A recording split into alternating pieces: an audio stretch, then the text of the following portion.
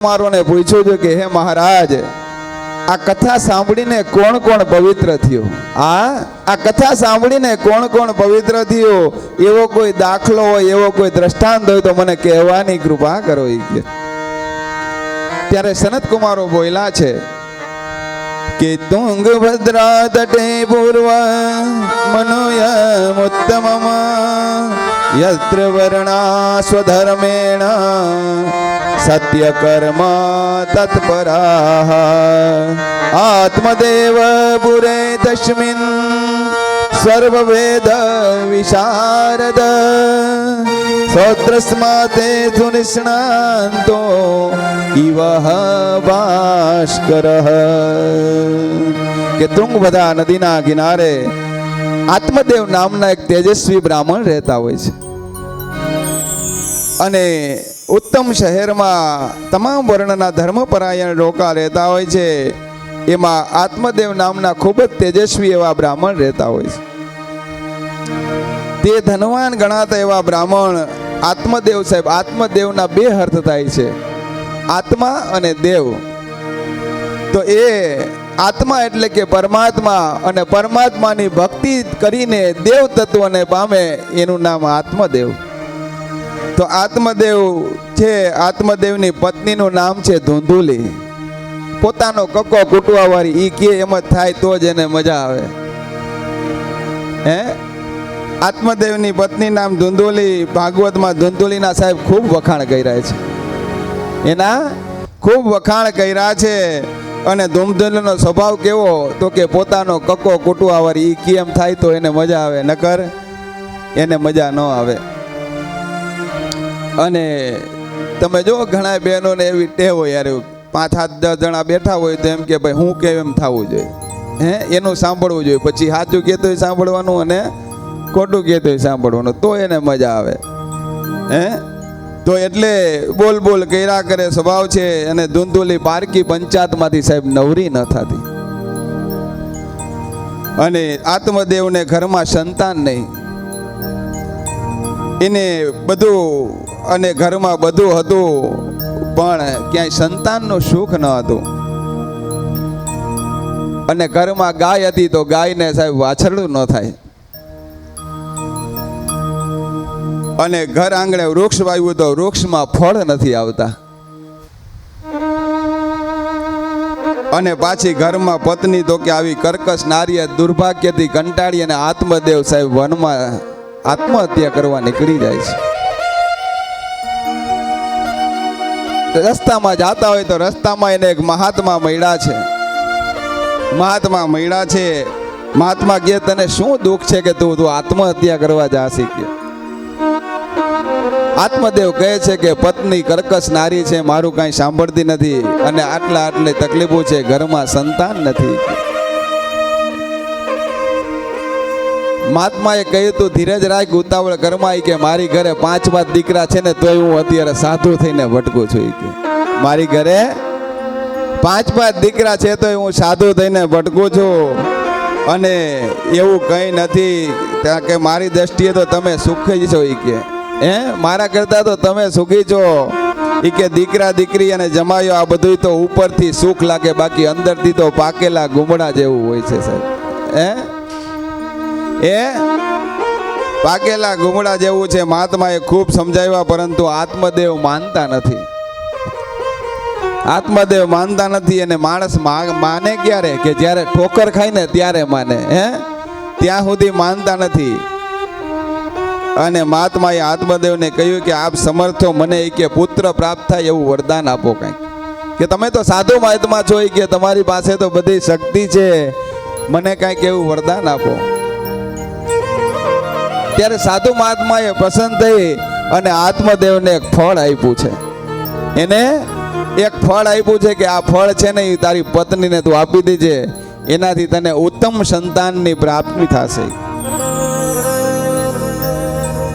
આત્મદેવ રાજી થતા ઘરે આવ્યા છે. અને આત્મદેવે આ ફળ પોતાની પત્ની ધુંધુલીને આપ્યું છે. ધૂંધુલી તો સ્વભાવે વિચિત્ર તો હતી જ, એને મનમાં વિચાર આવ્યો કે આ ફળ હું ખાઈશ તો વળી હું ગર્ભવતી થઈશ ને મારે અમુક ખાવા પીવામાં ધ્યાન રાખવું પડશે. આ મને કાંઈ ખાટું ખાવા નહીં દે, ઓલી રોજ પાણીપુરી ખાતા હોય ને વળી ક્યાંક આ ખાટી ખાવા નહીં દે તો હું કરી શીખીએ હું. અને વળી પાછા બંધન આવશે, સંતાન થાય તો મારે એને મોટું કરવું પડશે, એને ઉછેરવું પડશે, એને પાલન પોષણ કરવું પડશે. અને આ તો રોજ અલળ જ્યાં ફરવું હોય જ્યાં એને કાંઈ બંધન તો ગમતા નહોતા. અને વળી કીધું કે આ બધું કર કે મારાથી આ ઉપાધિ થાય નહીં કે. એણે એની બેનપણીને વાત કરી. તમે જોઈજો સાહેબ, કારણ કે જેવી વ્યક્તિ હોય ને એની હારે હોય એ બધા એ ટાઈપના જ હોય એમ. અને એક ગુજરાતીમાં કહેવત છે કે જેને જેવું જોતું હોય ને એવું જડી જાય. જેને જેવું જોતું હોય એને જડી જાય છે. જો આપણે સત્સંગ કરતા હશું તો આપણને સત્સંગ વાળો માણસ મળી જશે.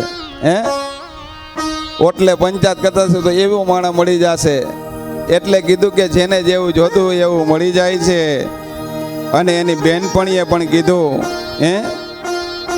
એણે કીધું કે ભાઈ તું એક કામ તમે જો, દુર્યોધન હતો તો એને સાહેબ શકુની મળી ગયા હતા, અને અર્જુન એવો હતો એને ભગવાન કૃષ્ણ મળી ગયા હતા. એટલે કીધું કે જેને જેવું જોતું હોય ને આ સમાજમાં બધું મળી જાય છે. અને ધૂંધુલી આદિને કીધું કે તું એક કામ કર, આ ફળ છે ને તારી ગાયને ખવડાવી દી, કે તારે નથી ખાવું. એટલે એને બેનપણીનું કહ્યું માની અને આ ફળ છે ને દિવ્ય ફળ એની ગાયને ખવડાવી દીધું છે.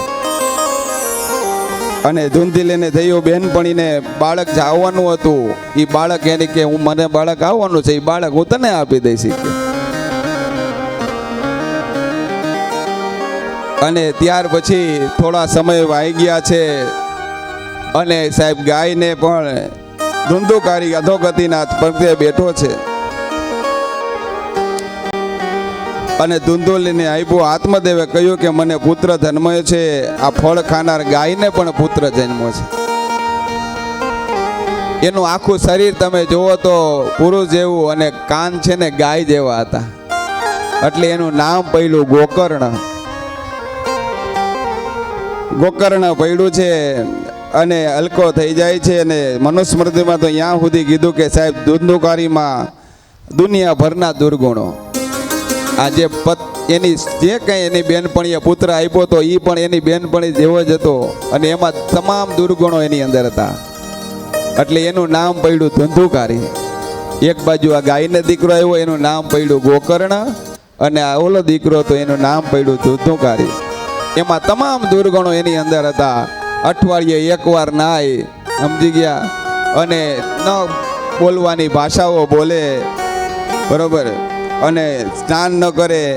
અને બ્રાહ્મણનો દીકરો પણ સંધ્યા પૂજા ન કરે. સાહેબ શાસ્ત્રમાં લખ્યું કે 3 દિવસ જો તમે બ્રાહ્મણનો દીકરો સંધ્યા ન કરે ને એટલે એ શૂદ્ર સમાન છે. આ તેજ છે ને બ્રાહ્મણનું, એ સાહેબ સંધ્યા સખી છે. સંધ્યા, શિખા અને સૂત્ર 3 શાસ્ત્રમાં ઉપનિષદમાં કીધું છે. એક આ શિખા, એક સંધ્યા અને ત્રીજું આવે સૂત્ર એટલે કે જનોઈ. આપણે તમને બધાને જ્યારે આપણે નાંદી શ્રાદ્ધ કર્યું ત્યારે બધા ભાઈઓને જનોઈ આપી છે કે જનોઈનું પાલન કરવું. કારણ કે તમને સાહેબ કર્મથી પરિવારને બ્રાહ્મણ બનાવ્યા છે.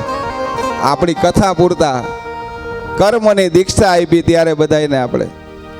એટલે કીધું કે શિખા, સંધ્યા અને સૂત્ર. તો આમ ધુંધુકારી કોઈ પણ પ્રકારના આવા કર્મો કરતો નથી અને અધોગતિના માર્ગે જાય છે. હવે ધુંધુકારી અધોગતિના છેલ્લા પગથિયે બેઠો છે. અને ધુંધુકારી એના પિતાની પાસે આવી પિતાની તમામ સંપત્તિઓ માગે છે કે મારી પાસે કાંઈ નથી. અને ધુંધુકારી ક્રોધમાં આત્મદેવને સાહેબ લાત મારે છે. એના પિતાને લાત મારે છે. અને આત્મદેવ ગોકર્ણના ચરણમાં પડ્યો. જ્યાં ફળિયામાં ગોકર્ણજી ગાય રૂપી દીકરો બાંધ્યો છે એના ચરણમાં પડ્યો છે.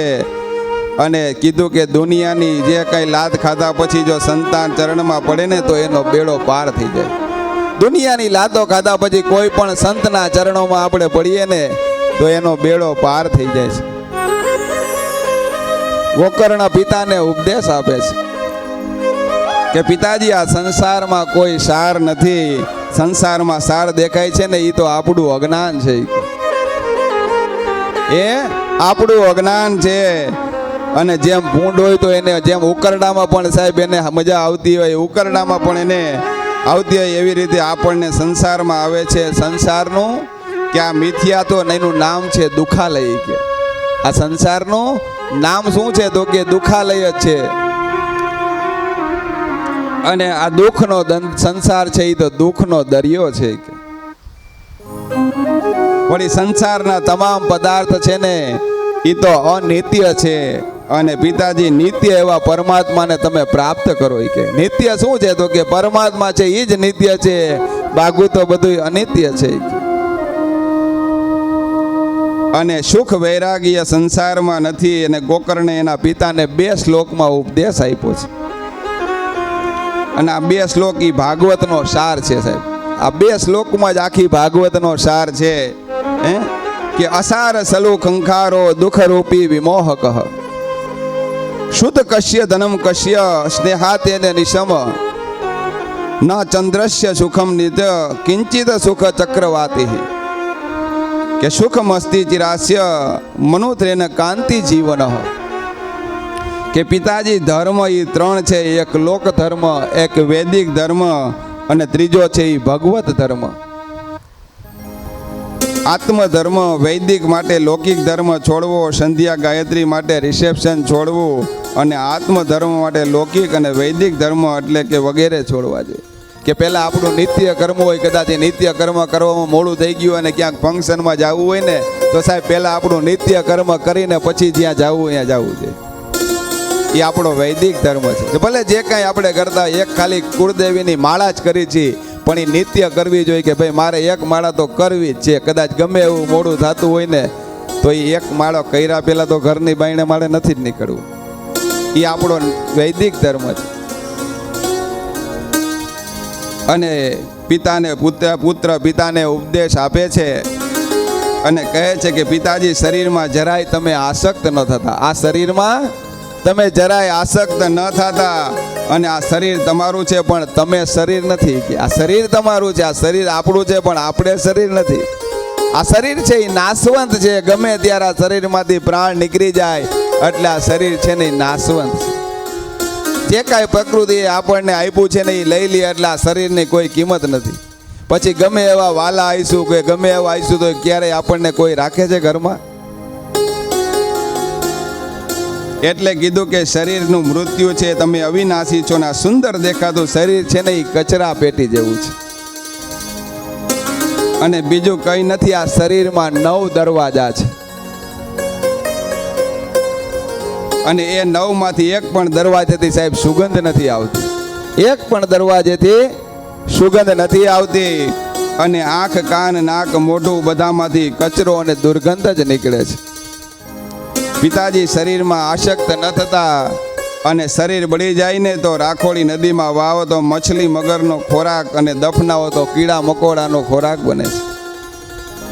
પિતાજી પરિવારમાં મમતા ન રાખો. અને જે ઘરને તમે તમારું સમજો છો ને એ ઘરમાંથી જ એક દિવસ તમને કાઢી મૂકશે. પિતાજી જેને તમે તમારા કરો છો ને એ પણ એક દી તમારા નહીં રહે. જેને તમે દીકરો સમજો છો ને એ જ તમને અગ્નિદાહ આપશે. અને આ શરીર ક્ષણ ભંગુર છે, સ્થિર નથી. પિતાજી ધર્મનું પાલન કરો. જીવનનો ધર્મ છે ભક્તિ. અને જીવ ભોગ ભોગવવા માટે નથી. જીવનને ભક્તિ પરાયણ બનાવો. જીવનને ભક્તિ પરાયણ બનાવો. અને મોક્ષની માટે ભોગને છોડો. મોક્ષ માટે કારણ કે કાંઈક જોતું હોય ને તો કે એના માટે કાંઈક ત્યાગવું પડે. कुछ लेने के लिए कुछ देना पड़ता है, कुछ पाने के लिए कुछ खोना पड़ता है. एक काका 70 વર્ષના કાકા હતા. એને કીધું